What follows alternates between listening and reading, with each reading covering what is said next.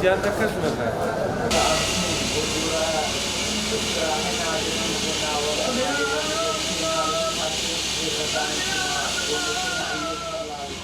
من علي موفق ولي قهوتي نوي أبو قهوتي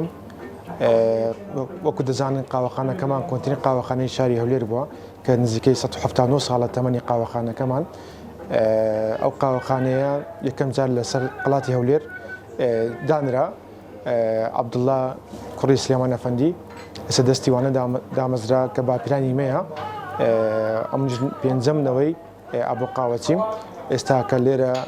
ئەو قاوەخانە کرایتەوە بەردەوامی لە کاری قاوە پێشکەشکردنی جۆرەها قاوە و قاوەکمان هەیە کە بە ناوی ئەبو قاوەتی مەشهورە کۆکتێلێکی خاصی خۆمانە کە لە هیچ شوێنێک نییە ئەو قاوەیە پێشکەشی بە میوانەکان دەکەین کە ئەوانەی سەردانی ئەو قاوەخانەیە دەکەن ئەو قاوەخانەیە مەشهورە لە هەولێر پێشەوەی تێک بدرێت شوێنەکەی لە باغی شاری ئێستا بووە ئاخیرجار لێوێ بوو ئەمە وەکوونەوەی وی 2022 دەستمان کرد بە کردنەوەی ئەم قاوەخانەیە بە ناوی باپیرمان و تا ئێستا بەردەوامی.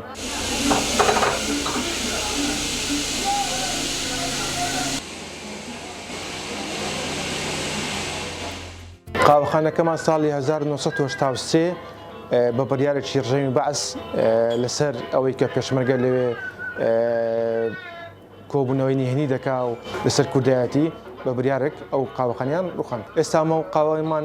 کردیەوە ئەبوو قاوەتی وەکو مارکە تەزیر کردیە لە وەزارەتی پیشەسازی وەکو مارکەی کوردی وەکو مارکەی هەولێر تەزیرمان کردیە نزیکەی 20 زۆر قاوەمان هەیە کە تایبەتە بە قاوەخانەکەمان و تایبەتە بە مارکەی خۆمان.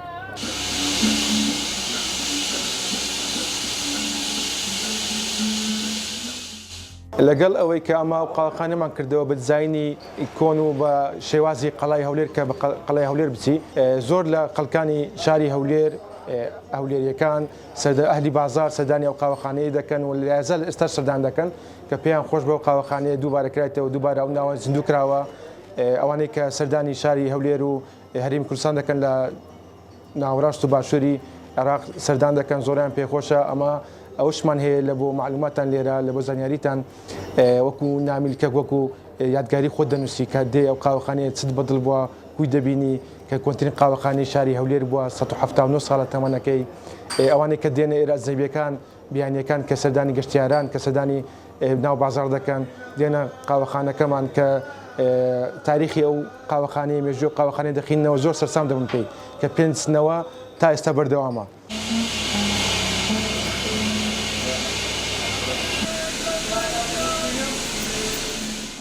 نیەتمانەوە هەیە ئەو قاوەخانەیە هەر بەردەوام بی لۆ جیلەکانی من بمنێتەوە لۆ منداڵەکان لەوە ئامۆزاکانم بەردەوام لەسەر ئەو ڕێچکەیە